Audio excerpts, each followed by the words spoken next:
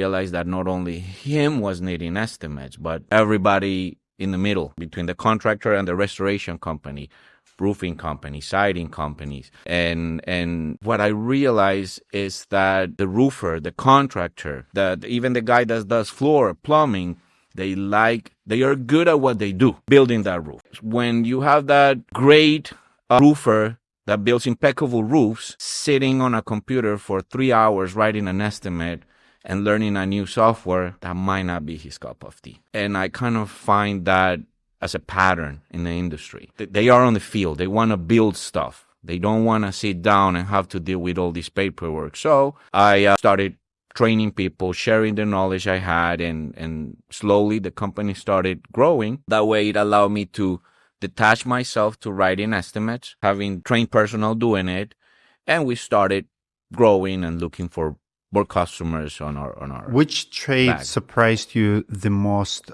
With how much money was being left on the table, and why? Well, it is actually roofing. I realized that and we became big on roofing after joining you.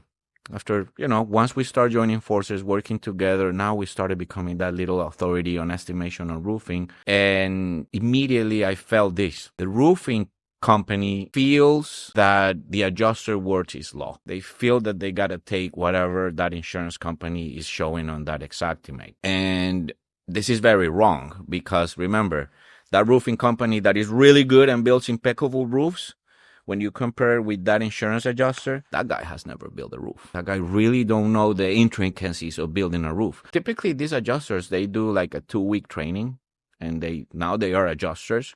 And not only that, they need to know about roofing, but they need to know about plumbing. And so if you're an insurance adjuster that has 200 claims on your desk ready to be processed, it's expected to see missing items. And what I saw on the roofing industry is that the roofer was just taking whatever they had. They feel that they cannot rebuttal or ask for any additional item that it was missing. And it's definitely something that is hurting them a lot, because again, I don't want to say it's lack of knowledge. Let's say these adjusters are blasted a lot of job, and they might miss items. That's why we feel the roofing industry is leaving a lot of money on the table. Let's talk about estimate expert process today. Is most of your work supplementing, or do you come in and do a lot of initial estimates? Actually, we are very well known for estimation. The industry and the people knows us for estimates. That's one of the goals for us on 2026 is showing the value of this secondary service that is kind of behind the curtains.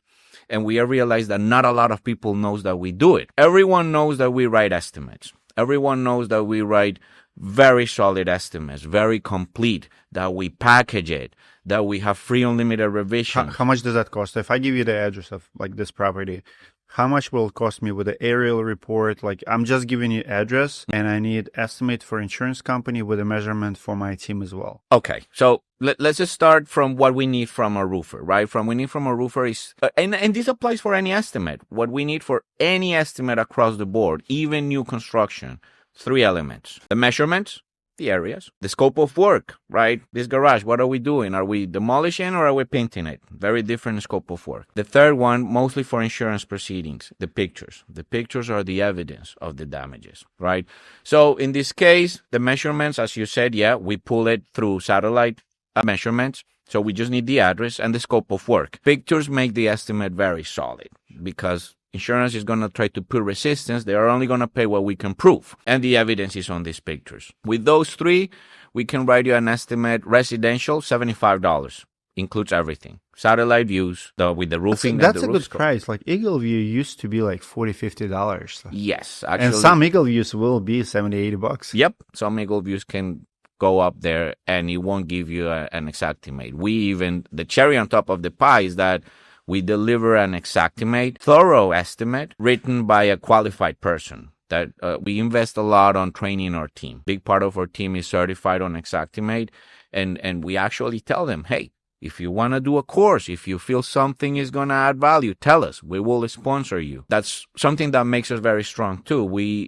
Our team belongs to us. It's not that we are hiring some guy from Fiverr to write this estimate. How big is supplementing industry? Because I've been in this business for like 15 years now, and amount of people who send emails, just emails, we do like not even supplement insurance supplements, but estimation. Like there's like industry there, like people offering services. They call you, they cold email you. How big is that industry, and what are they estimating? Like there's literally people in the cubicle like estimating projects, like like I never understood that job.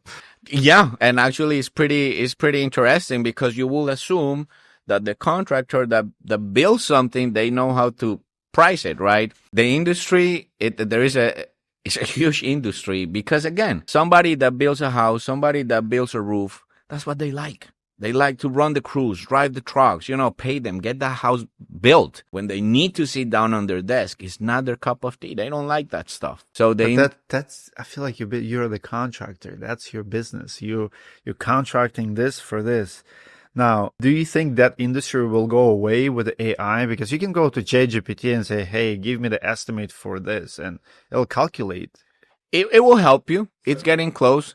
I think AI is probably the biggest threat to that job. It's one big iceberg that we're very well aware of that.